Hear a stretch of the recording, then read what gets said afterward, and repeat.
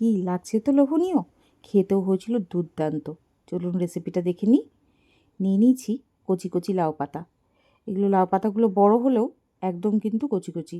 এগুলোকে ভালো করে ধুয়ে কেটে বেছে আমি কুচি কুচি করে কেটে একটা বাসনে নিয়ে নিয়েছি। এবার 1 বাটি মতো কুচো চিংড়ি। চিংড়ি মাছে কোনো কার্পণ্য হবে না। পরিমাণ মতো হলুদ দিয়ে দিয়েছি, আর দেব পরিমাণ মতো লবণ, আর সামান্য একটু চিনি দিয়ে দিয়েছি। এই চিনিটা কিন্তু মোটেও মিষ্টি করবে না, জাস্ট ব্যালেন্স করবে। এবার মিক্সিং জারে নিয়ে নিয়েছি সর্ষে 2 চামচ ভরে ভরে, সাদা কালো সর্ষে মিশিয়েই আমি নিয়েছি। আর দিয়ে দিচ্ছি ওই চামচেরই 1 চামচ পোস্ত। এবার এটাকে শুকনো প্রথমে গ্রাইন্ড করে নেব একটু লবণ দিয়ে। শুকনো গ্রাইন্ড করলে কী হবে, পোস্তগুলোকে ভালো বাটা হয়, না তো হয় না। এবার পরিমাণ মতো লঙ্কা দিয়ে দিচ্ছি।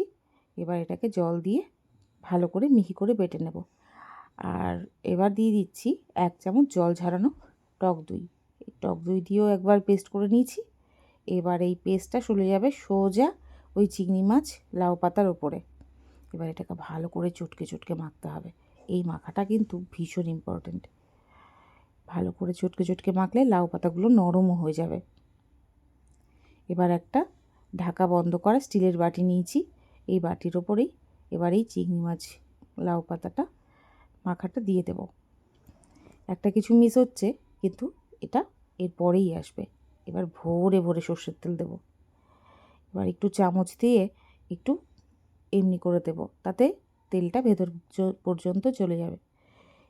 কিছু চেরা কাঁচা লঙ্কা আমি এর ওপরে দিয়ে দিলাম। এবার এটা রেস্টে রেখে দেবো।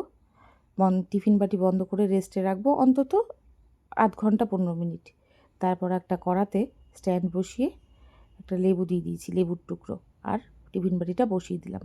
বসিয়ে একটা বড় থালা দিয়ে বা কিছু দিয়ে ঢাকা দিয়ে দেবো, আর ওপরে দিয়ে দেবো একটা ভারী কিছু চাপা। এবার মিডিয়াম আঁচে ফুটতে দেবো। এবার ভাবছে লেবুটা কেন দিয়েছি, লেবুটা দিলে পরে কড়ার গায়ে জলের দাগটা হবে না।